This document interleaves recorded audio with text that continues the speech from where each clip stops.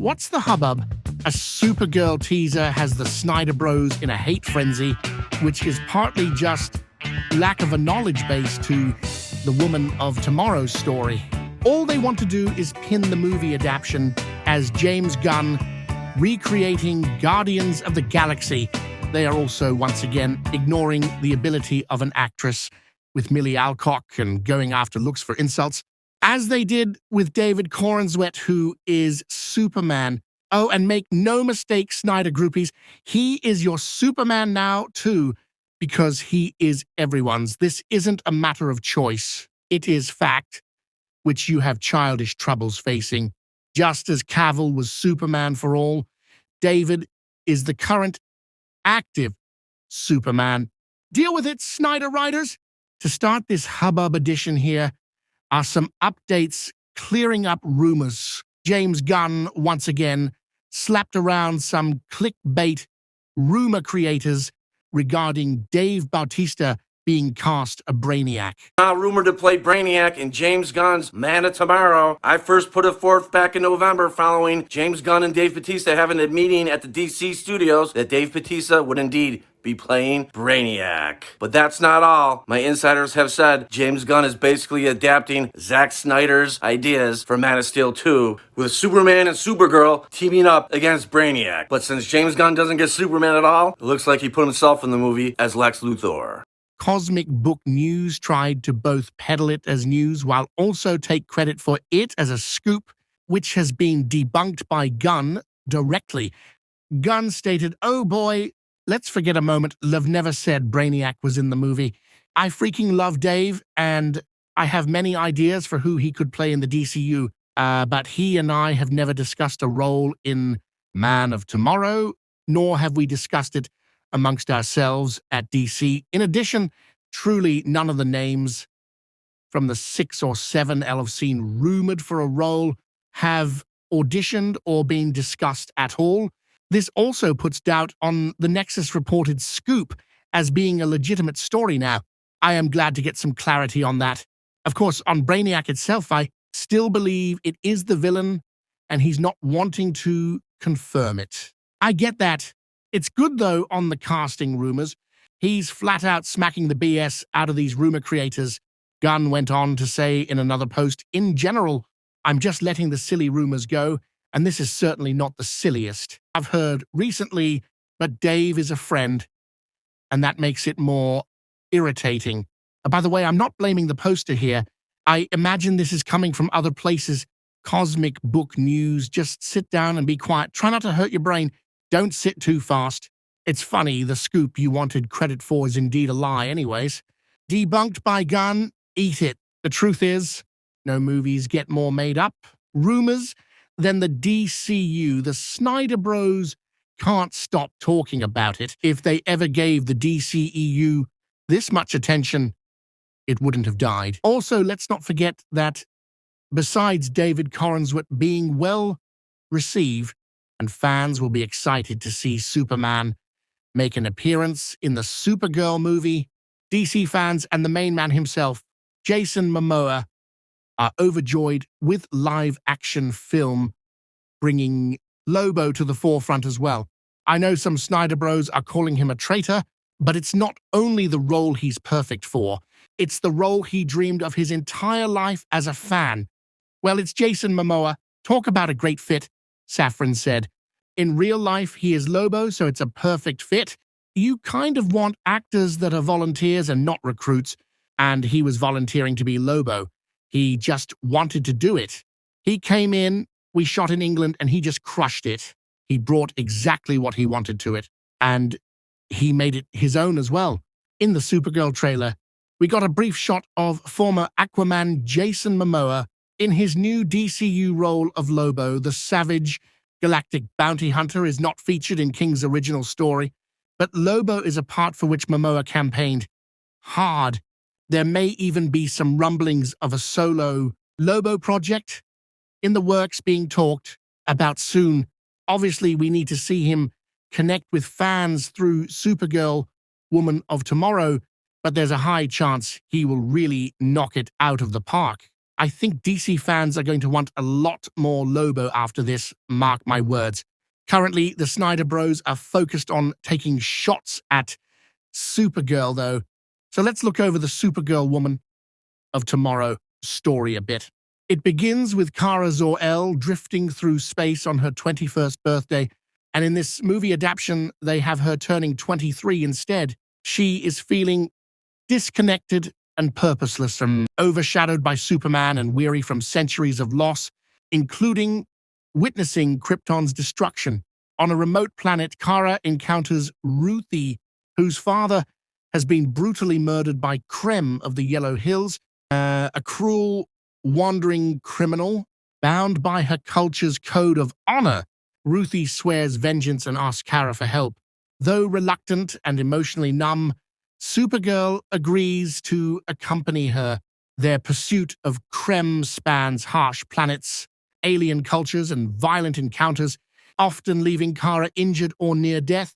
Throughout the journey, Ruthie clings to revenge as justice, while Kara repeatedly tries to temper her anger with compassion, drawing on her own experience with trauma and survival. It makes sense for a movie adaptation of Supergirl, Woman of Tomorrow, to resemble Guardians of the Galaxy in tone and style, because the comic itself is structured as a cosmic road trip across strange planets, cultures, and species, rather than a traditional Earth-based superhero story.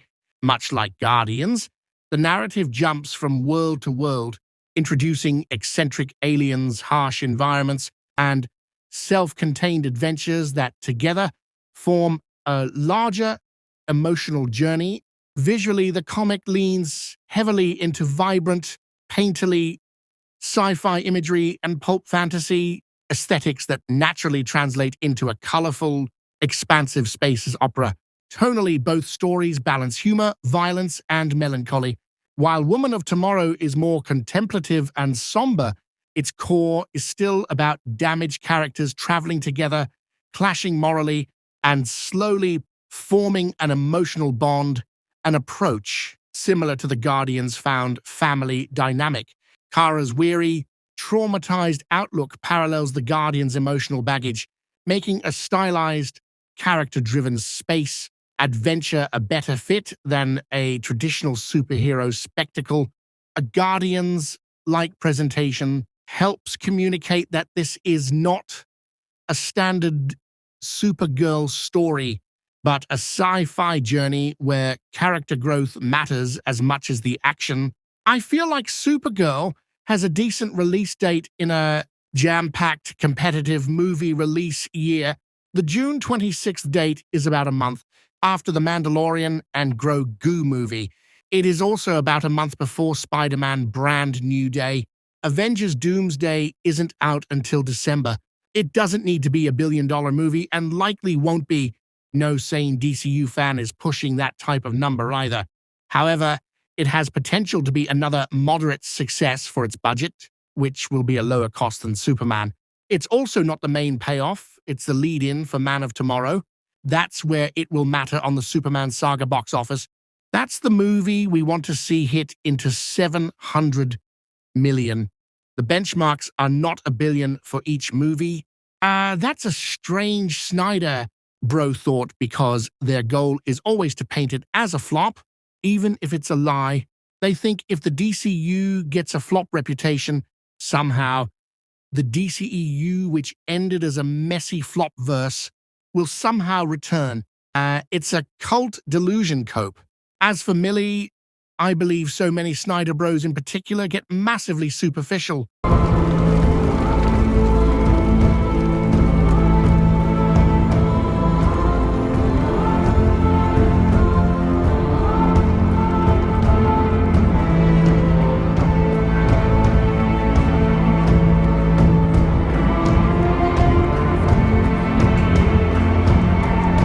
She has legitimate acting talent.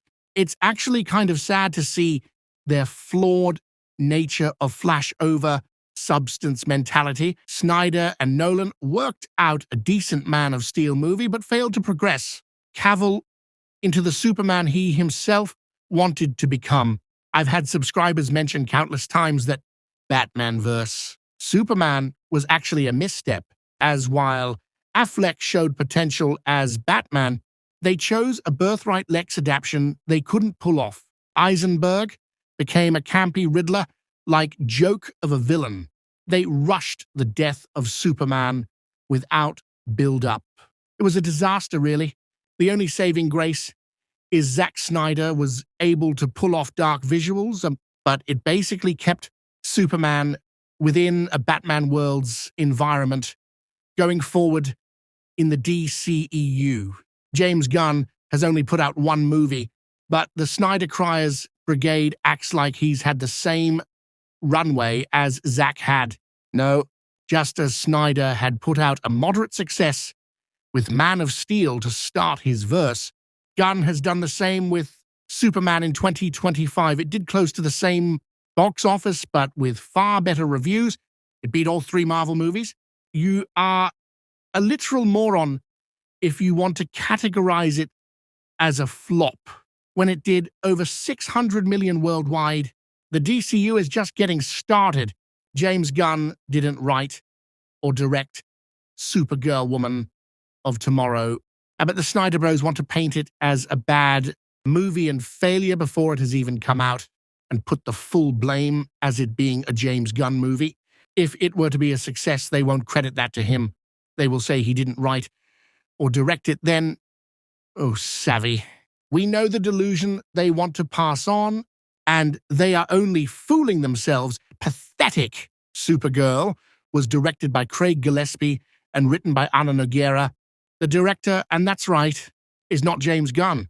The director spoke on his room given to create his vision for the movie. What I loved when we met, I said, how much do I have to adhere to Superman and that world? And he was like, we're approaching this like every movie is its own graphic novel.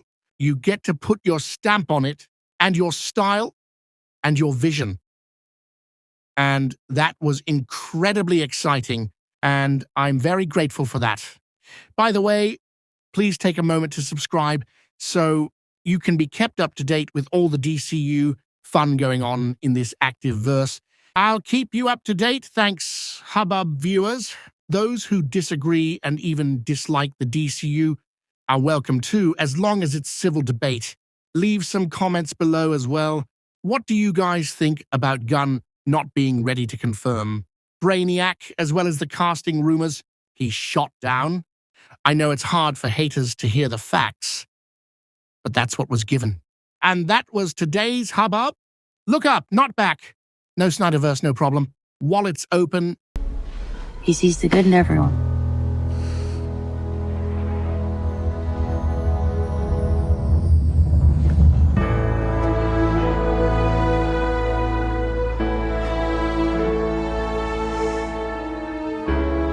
I love you, Lois. I probably should have told you that a long time ago.